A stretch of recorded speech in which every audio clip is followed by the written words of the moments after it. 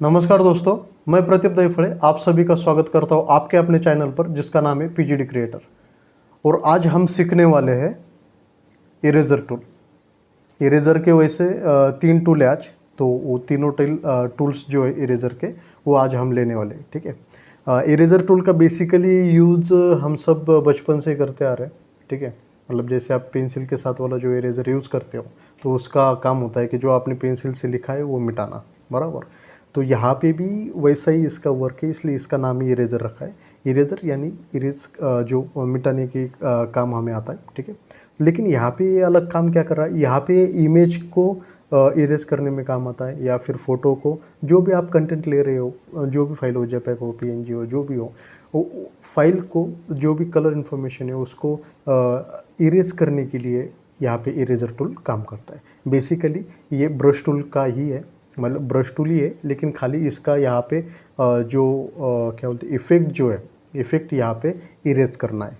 Okay, तो ये कैसे काम करेगा, इसका फ़ोटोशॉप में यूज़ क्या है, या फिर या आगे क्या यूज़ में आने वाला है, तो ये सब हम अभी टूल को सीखते हुए जान लेंगे। ठीक है, लेकिन उससे पहले अगर आपने सब्सक्राइब नहीं किया है तो प्लीज़ सब्सक्राइब कीजिएगा, और अगर आपको हमारे वीडियो पसंद आ रहे हैं तो कमेंट कीजिएगा और शेयर भी कीजिएगा और लाइक ज़रूर कीजिएगा। तो चलिए हम देखते हैं हमारा आज का टूल इरेज़र। तो यहाँ पे अभी मैंने कोई इमेज ली हुई नहीं है, तो हम अभी एक इमेज लेंगे। ये मेरे भाई की इमेज है।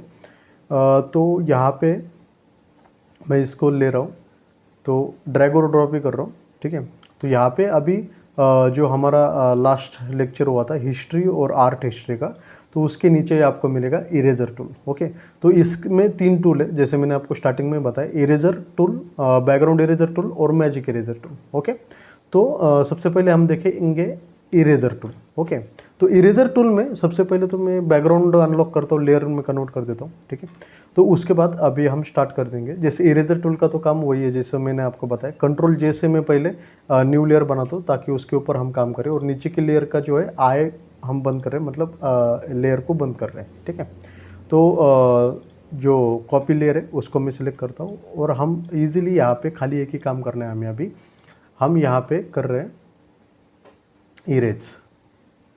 जैसे आप देख रहे हो, क्लिक करके मैं खाली इसको इरेज किए जा रहा हूँ। ठीक है, तो ये ब्रश टूल है, उसकी आप प्रॉपर्टीज़ भी अगर ऊपर देखोगे तो सेम वही है, लेकिन इसमें आप में मोड मिल जाते हैं, तो उसमें आप पेंसिल यूज़ कर सकते हो, ब्लॉक यूज़ कर सकते हो। ठीक है, तो हम बेसिकली ब्रश यूज़ कर रहे हैं, तो आप अगर आपको चाहिए तो आप पेंसिल भी यूज़ कर सकते हो। ठीक है, और दूसरा ये कि वही आपको ब्रश के सेटिंग्स भी मिल रहे हैं।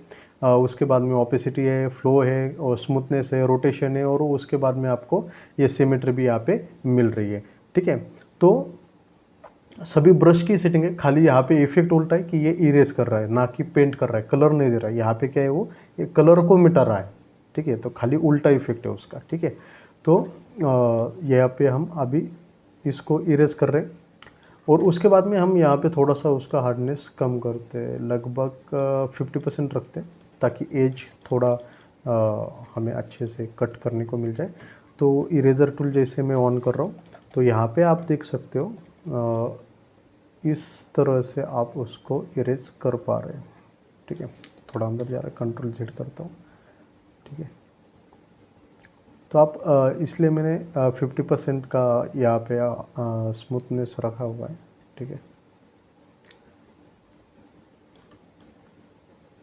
हार्डनेस आप जितना रखोगे उतना ही आपके लिए मतलब वो तो आपके ऊपर है, अभी आपको कैसी इमेज दिख रही है।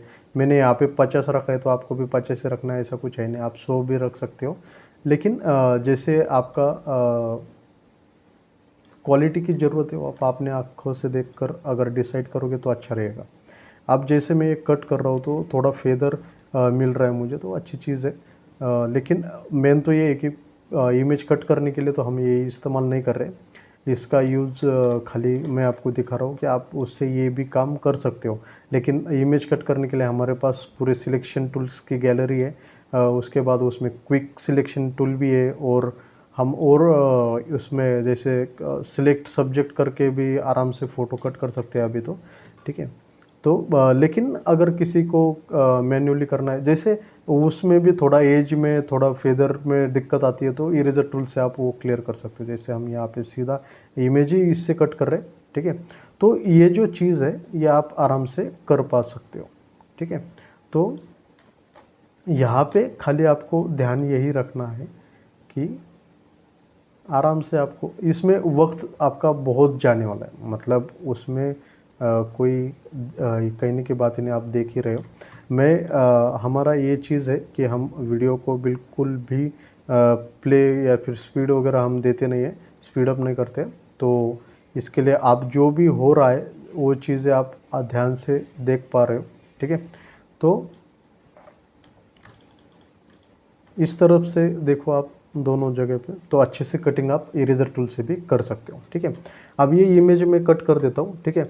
अब दूसरा जो टूल है हमारा उसमें का, तो जैसे आप ऊपर देख रहे हो कि जैसे हम मैजिक वन टूल यूज़ करते थे, उसका जैसा पावर है कि वो एक कलर को सिलेक्ट करेगा और उसी कलर को सिलेक्ट करके खाली, लेकिन वहाँ पे वो सिलेक्ट करता है। और उसी के ये दो भाई है, बैकग्राउंड इरेजर टूल और मैजिक इरेजर। मैजिक इरेजर तो पूरा वही है, उसका मतलब जुड़वा भाई ही बोल सकते हो। खाली वहाँ पे वो सिलेक्शन कर रहा है, यहाँ पे वो सीधा डिलीट कर देता है, वो तो हम आगे देखेंगे। लेकिन अभी बैकग्राउंड इरेजर का देखते हैं। बैकग्राउंड इरेजर में आपको ज़्यादा कुछ सीखने की ज़रूरत नहीं, इसका बिल्कुल ही आसान तरीका है काम करने का, ठीक है। तो जैसे आप बैकग्राउंड इरेजर टूल ऑन करते हो तो यहाँ पे आपको उसके प्रॉपर्टीज़ में थोड़ा सा बदलाव यहाँ पे दिखने को ज़रूर मिलेगा, ठीक है। यहाँ पर सैंपल है, उसके बाद में सैम्पलिंग 1 है, उसके बाद में बैकग्राउंड स्विच है, ओके। तो जो बैकग्राउंड स्विच मतलब ये दो चीज़ें, ठीक है। तो और यहाँ पे लिमिट भी है, ठीक है। फाइंड एजेस वगैरह सारी चीज़ें यहाँ पे है, और टॉलरेंस भी है, रोटेशन भी है, ओके। तो सबसे पहले हम उसके बेसिक सेटिंग्स के साथ काम करते हैं। तो आपको यहाँ पे देखने को मिल गया, जैसे मैंने क्लिक किया ना, तो ये इसको कुछ नहीं हुआ है, खाली बैकग्राउंड कट हुआ। क्यों? क्योंकि इसका जो प्लस साइन है, जो बीच का, अगर मैं जूम करके आपको दिखा रहा हूँ, तो ये जो प्लस साइन है, ये प्लस साइन आप जहाँ पे रखोगे, अगर मैंने इधर रखा तो ये चला जाएगा, बैकग्राउंड रह जाएगा। लेकिन अगर मैं बैकग्राउंड की तरफ करता हूँ तो वो कलर का हिसाब जितना है वो उसको कट करता हुआ चला जाएगा, ठीक है। तो ये अच्छा टूल है इसमें। लेकिन दिक्कत यही है कि जैसे हम अभी ये कपड़े पे यूज़ कर रहे हैं, तो मतलब दोनों का शेडिंग अलग अलग है, बराबर। लेकिन यहीं पर अगर मैं स्किन के लिए यूज़ करूँ तो स्किन टोन इसके साथ मैच हो रहा है, तो यहाँ पे दिक्कत आ रही है, ठीक है। तो ऐसी जगह पे आपको थोड़ा दिक्कत आने वाला है इसका। तो आपको बस सेटिंग्स के साथ रहना है। फाइंड एजेस है यहाँ पे, तो एक यहाँ पे आके आप जैसे थोड़ा इफेक्ट कम गिर रहा है अगर एज फाइंड कर रहे हो तो, ठीक है। उसके बाद में तो यहाँ पे तो बहुत कलर मैच हो रहा है, ठीक है। तो यही सारी चीज़ें हैं इसमें, तो आपको ये सारी चीज़ें देखनी पड़ेगी, ठीक है।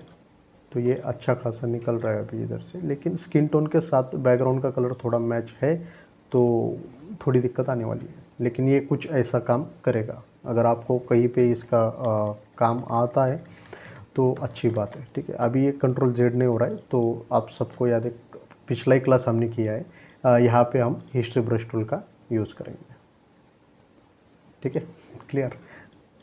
तो ऐसी चीज़ें होती है अक्सर। तो उसके बाद में हम अभी कंट्रोल जे करके एक नया लेयर लेंगे, ताकि आगे फिर से हमें हिस्ट्री ब्रश टूल का यूज़ ना करना पड़े। उसके बाद आएगा मैजिक इरेजर टूल। तो मैजिक इरेजर और मैंने जैसे बताया आपको मैजिक वन टूल, तो दोनों की सेटिंग्स आप देख सकते हो बिल्कुल एक जैसी। इसका भी पावर टॉलरेंस है और मैजिक वन टूल का भी टॉलरेंस ही है। तो यहाँ पे हम अभी टॉलरेंस रखेंगे 50%, ओके। टॉलरेंस वही काम करता है, ठीक है। तो आपको अभी दिख जाएगा। इस कलर को मैंने सिलेक्ट किया, नीचे का बंद कर देता हूँ पहले, ठीक है। तो दो नीचे की लेयर का दिक्कत हो गया था, इसको आप बंद कर दें। अभी मैं आपको दिखाता हूँ, जैसे क्लिक करोगे तो ये वो उस कलर को डिलीट करता हुआ चला जाएगा, ठीक है। हाँ, लेकिन यहाँ पे खाली चीज़ क्या हो रही है उस पर आपको ध्यान देना है। सबसे पहली चीज़ यही हो रही है कि जैसे मैजिक वन टूल में आपको सिलेक्शन मिल रहा है, यहाँ पे सिलेक्शन, यहाँ पे सीधा डिलीट हो रहा है, ठीक है, इरेज हो रही सारी चीज़ें, क्योंकि ये टूल का नाम ही इरेज़र टूल है। ठीक है, थोड़ा जूम करके हम अभी यही इस इरेज़र टूल का यहाँ पे इस्तेमाल कर देंगे। ठीक है, तो बहुत ही आसानी से हमने जो है ये इमेज पूरा क्लीन कर चुके हैं। ठीक है, तो आप भी इसका इस्तेमाल करके इमेज क्लीन कर सकते हो, इरेज कर सकते हो। ठीक है, तो आज के हमारे ये तीनों टूल है। तो आशा करता हूँ कि आपको आज का क्लास अच्छा लगा हो और जो इरेजर टूल्स है वो आपको समझ में आए हो, कहाँ पे इस्तेमाल कर सकते हो। जो इस्तेमाल तो बेसिकली इसका काम ही इरेज करना है, तो आप अलग अलग जगह पे इसका काफ़ी अच्छी तरीके से इस्तेमाल कर सकते हो। जहाँ पे सिलेक्शन टूल्स का काम ख़त्म हो जाता है वहाँ पे इरेजर टूल आपकी बहुत ज़्यादा हेल्प करेगा। और जहाँ पे मतलब नहीं काम आ रहा है कुछ भी सिलेक्शन वगैरह, तो वहाँ पे आपको इरेजर टूल बहुत काम आने वाला है। आगे भी एक टूल है जो हर जगह पे आपको बहुत जगह काम आने वाला है, तो हम वहाँ आगे क्लास में देखेंगे ही। ठीक है, लेकिन आज के अगर आपको कोई भी डाउट है कि इरेजर टूल का ये चीज़ हमें समझ में नहीं आया सर, ये हुआ वो हुआ, तो ये जो भी कुछ है वो आप कमेंट बॉक्स में आप डाल सकते हो, तो कमेंट करना मत भूलिएगा। और अगर आपको सच में ये क्लास पसंद आए तो प्लीज़ कमेंट कीजिएगा, लाइक कीजिएगा, शेयर कीजिएगा। और अभी तक आपने अगर चैनल को सब्सक्राइब नहीं किया तो प्लीज़ चैनल को सब्सक्राइब ज़रूर कीजिएगा। तो आज हम यहीं पे रुकते हैं, मिलते हैं अगले क्लास में। धन्यवाद।